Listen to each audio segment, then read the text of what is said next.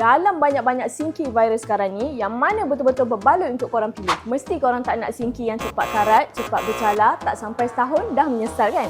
Ini dia luxury workstation sink sesuai dengan semua konsep dapur. First sekali, sinki ni guna material SUS 304. Pakai bertahun pun warna still maintain, tak kusam. Finishing dalam sinki ni honeycomb stainless steel, nampak lebih kemas and premium. Saiz 750mm x 450mm.